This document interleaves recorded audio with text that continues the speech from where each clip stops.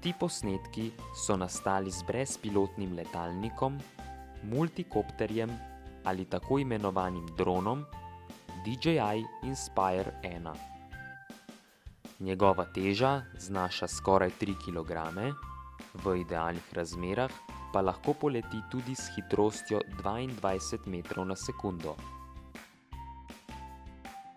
Tovrstne naprave se uporabljajo za kartiranje iz zraka, požarno varnost, policijsko delo, nadzorovanje, snemanje iz zraka ter za letenje v znanstveno-raziskovalne namene.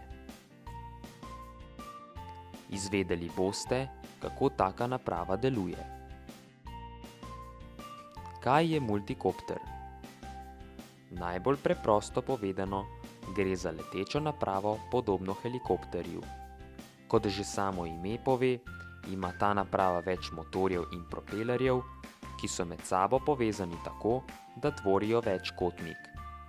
Najbolj razširjeni so kvadrokopterji s 4 in heksakopterji s 6 motorji in propelerji. V nadaljevanju bomo podrobneje spoznali delovanje kvadrokopterja DJI Inspire 1, ki ga imam tudi sam. Za lažjo predstavo si pomagamo s skico. Veliki krogi predstavljajo pot zunanjih robov propelerjev. V centru teh krogov pa se nahaja elektromotor.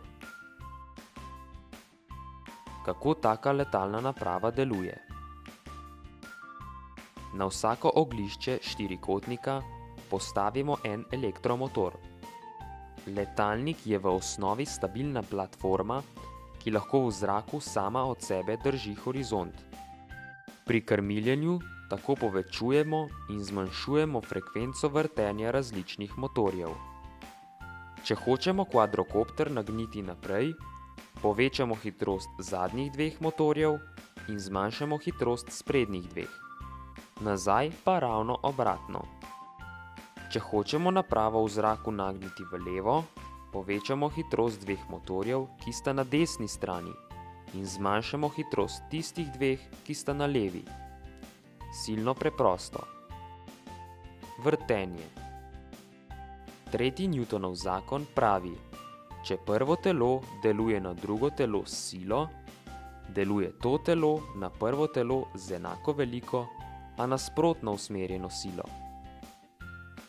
To s pridom izkorišča multikopter pri vrtenju. Motor, ki vrti nameščen propeler, ustvarja potisk navzgor in navor na ogrodje kopterja v nasprotni smeri vrtenja propelerja. Motorji na vseh multikopterjih se ne vrtijo v isto smer. Pol motorjev se vrti v levo, pol pa v desno smer. Posamezni deli multikopterja. N-kopter v osnovi potrebuje N motorjev, N propelerjev, N regulatorjev, krmilno ploščo, radijski sprejemnik, akumulator, opcijsko tudi dodatno senzoriko, kot sta GPS sprejemnik in sonar, in seveda okvir, ki vse to drži skupaj. Motorji. V večini se uporablja 3-fazne brezkrtačne motorje. Takšni motorji imajo zelo dobro razmerje med močjo in težo. Motorji take vrste obstajajo v velikostnem razredu od nekaj gramov pa do nekaj kilogramov. Če to prevedemo v moč, se motorji gibljejo od nekaj vatov do 2, 4 ali celo 10 kilovatov. Pri DJI Inspire 1 pa so naredili še korak več. Z integracijo ukrivljenih magnetov, ki so poravnani po robu vsakega motorja, so kljub veliko zahtevnejši izdelavi magnetov odpravili zračne tokove znotraj vrzeli motorja in s tem močno povečali učinkovitost samega motorja. Nekaj naviti iz bakrene žice so nadomestili z enim samim, gosto navitim. Centrifugalna črpalka tako poveča pretok zraka znotraj tesno navitih bakrenih žic, hkrati pa močno poveča življenjsko dobo motorja. Propelerji. Pri izbiri propelerjev moramo biti pazljivi, da ne preobremenimo motorja. Pazljivi pa moramo biti tudi, da imamo levo in desno sučne propelerje. Pomembno je, da imamo z izbranimi propelerji največji izkoristek. Pri DJI Inspire 1 se uporablja 13-palčne propelerje, na novo okrepljene z veliko materiala, sestavljenega iz karbonskih vlaken, ki zagotavljajo izjemno zmogljivost in večjo stabilnost samega kopterja. Regulatorji. Pri regulatorjih moramo biti pazljivi samo pri tem, da so dovolj močni za pogon motorja. Regulatorji so v tokovnem rangu od 2 do 300 amperov in napetostnem rangu od napetosti 1 lipocelice, to je 3,7 volta, do 6 lipocelic, to je 22,2 volta. Regulatorji z oznako HV, kar pomeni visoka napetost, so sposobni delovati tudi do napetosti 14 lipocelic, to je 52 voltov. Krmilna plošča. Krmilna plošča je najpomembnejši element kopterja. V krmilni plošči je zbrano vse, kar brezpilotni letalnik omogoča. Na plošči so senzorji pospeška, zemljinega magnetnega polja, natančen barometer, opcijsko pa imajo tovrstne naprave tudi GPS prejemnik, sonar, razne optične senzorje in tako dalje. Krmilna plošča je avtonomna in lahko sama nadzira kopter, lahko pa preko radijske povezave sprejema naše ukaze. Radijski sprejemnik. Kot radijski sprejemnik za krmilno ploščo lahko uporabimo navaden modelarski sprejemnik, ki ima izhod za vsak kanal pri pulzno-širinski modulaciji 50 Hz in širino impulza od 1 do 2 milisekundi. Akumulator.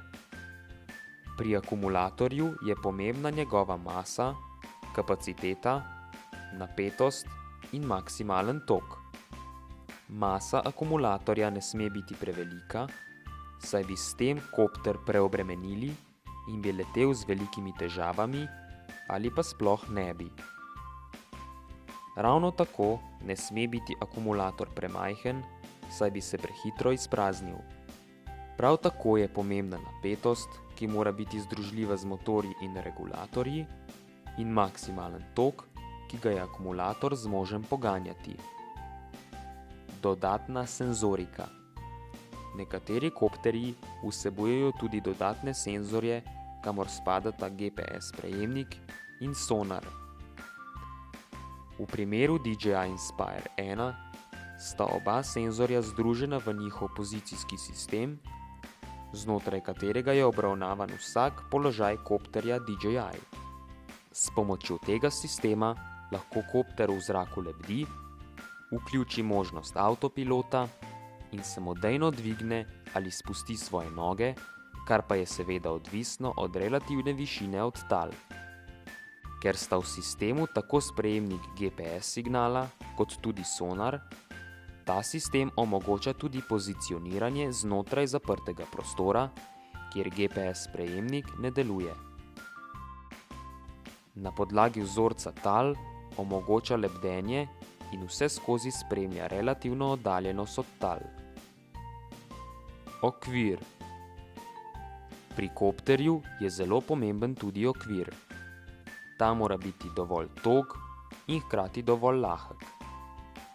Pri načrtovanju multikopterja moramo biti pazljivi, da je celotna letalna naprava na koncu težka malo manj kot polovica potiska, ki ga ustvarijo motorji. Torej, če motorji skupno ustvarijo 50 N potiska, je največja priporočljiva masa kopterja 2,5 kg. Lažji kot je kopter, boljše bo letel, bolj bo živahen in ne nazadnje bo baterija zdržala dlje časa. Kako so deli multikopterja povezani med sabo? Kot primer bom vzel kvadrokopter, ki ki je podoben mojemu. Imamo 4 motorje in krmilnike obratov, akumulator, krmilnik leta, na katerega so opcijsko povezani tudi dodatni senzorji, kot sta GPS prejemnik in ultrazvočni sonar. Sedaj bomo videli, kako so posamezni deli povezani med sabo. Tanke črne črte predstavljajo signale, tanke modre črte nizkoenergetsko napajanje, debele rdeče črte pa močnostno napajanje. Fizično so povezave označene s črno in modro črto tanke žice preseka 0,25 kvadratnih milimetrov. Skozi signalne in nizkoenergetske žice ne teče velik tok in so zato lahko tanke. Ravno nasprotno je z močnostnimi povezavami, označenimi z debelo rdečo črto. Te žice morajo imeti velik presek, nekje 4 kvadratne milimetre, saj skozi njih teče velik tok. Če smo posamezne dele med seboj pravilno povezali, smo pripravljeni na letenje.